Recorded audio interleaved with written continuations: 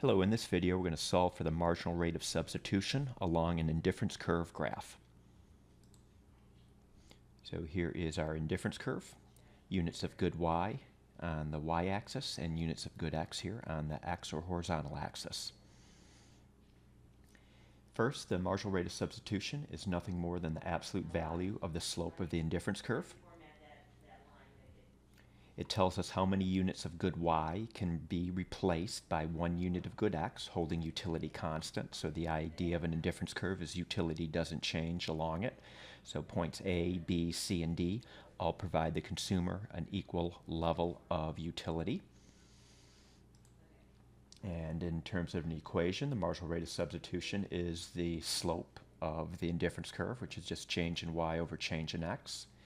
And I have the absolute value sign here. So let's calculate the marginal rate of substitution first between A and B. So as we go from A to B, notice that good y falls by 6 units. So the change in y is minus 6, 15 minus 9. Okay, so this vertical distance here is minus 6. And the horizontal distance between A and B is 2 to 4, so that is a 2-unit increase. So the change in x is 2. So we get an answer here of minus 3, and then we take the absolute value, losing the minus sign. The marginal rate of substitution is 3.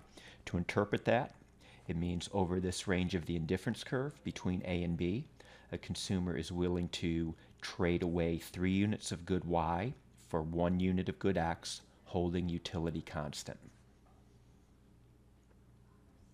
The marginal rate of substitution between B and C.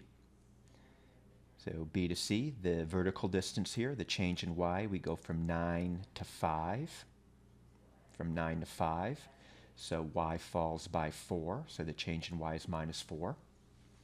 The horizontal distance between B and C, the change in x, we go from 4 to 8, so that is a 4-unit increase in x. So doing the math here, the marginal rate of substitution between B and C is 1.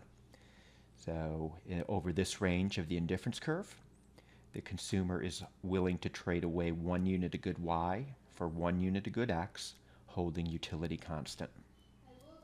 And in our last example, the marginal rate of substitution between point C and D is going to be 1/2.